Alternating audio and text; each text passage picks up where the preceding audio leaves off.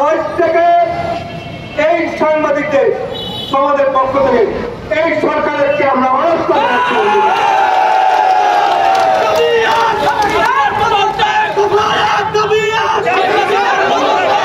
সাংবাদিক জনতার জাতীয় প্রেস তবে করব।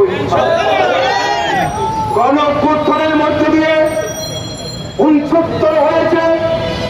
গণঅভ্যুত্থানের মধ্য দিয়ে ছাত্ররা আইয়ুব খানের পতন ঘটিয়েছে।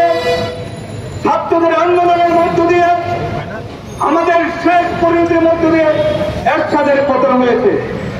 ইনশাআল্লাহ আজকে ছাত্র আন্দোলন শুরু হয়েছে। এই পরিণতি ঘটাবে সাংবাদিক জনতা দিয়ে এই সরকারের পতন ঘটিয়ে বাংলাদেশের সরকার পরীক্ষা করবে। প্রিয় সাথীরা, এই সরকার বলে ছাত্রলীগই যথেষ্ট, এই সরকার বলে কানপুবাদে গুলি করা, দেখামাত্র গুলি করা, তাদের ক্ষমতায় থাকার অধিকার না। এখন বাংলাদেশে একটাই দাবি, 4 জন সাংবাদিক হত্যা করেছেন, 200 আহত করেছেন, 50 জন হাসপাতালে মৃত্যুর সাথে পাঞ্জা লড়ছে।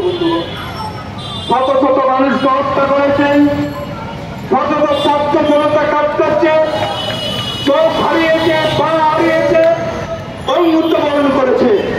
আর আপনি গতিতে আমাদের থাকবেন, আপনার গতিতে থাকা হবে না।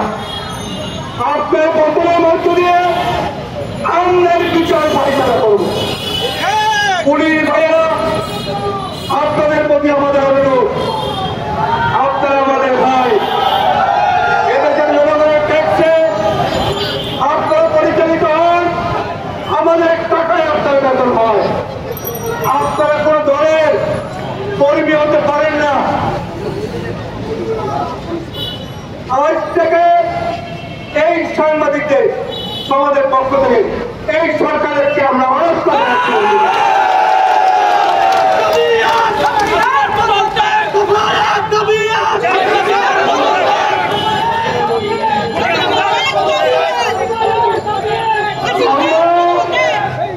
আন্দোলন শুরু করেছি, আমার সাংবাদিকের রক্ত ঝরেছে, আমার ছাত্র রক্ত ঝরেছে, আমার কৃষকের রক্ত ঝরেছে, আমার শ্রমিকের রক্ত ঝরেছে। বাংলার মাটিতে রক্তে রঞ্জিত করেছ, তোমার ক্ষমতা থাকার কোনো অধিকার নাই। তোমার পতন না হওয়া পর্যন্ত সাংবাদিক জনতা, ছাত্র মেহনতি মানুষ বাংলার ঘরে ফিরে যাবে না। তোমার পতন নিশ্চিত করে আমরা, তোমার পতন নিশ্চিত করি ইনশাল্লাহ করবি। বন্ধুগণ, আপনাদেরকে যে যেখানে আছেন, যেই পেশা আছেন, আমরা আহ্বান জানাচ্ছি। আমরা শীঘ্রই সাংবাদিক, সমস্ত জনগণ, মেহনতি শ্রমিক, সাংবাদিক জনতার মহাসমাবেশ রাখবো। আপনারা সেখানে থাকবেন। বন্ধুগণ, ইনশাল্লাহ আমরা আরো বৃহত্তর কর্মসূচি থাকবো। আমরা আজকে মিছিল করব, আপনারা যারা পারেন আমাদের মিছিলে অংশগ্রহণ করবেন এবং ইনশাআল্লাহ পরবর্তী কর্মসূচি শীঘ্রই করতে করবো। আপনাদেরকে সকলকে ধন্যবাদ। আজকে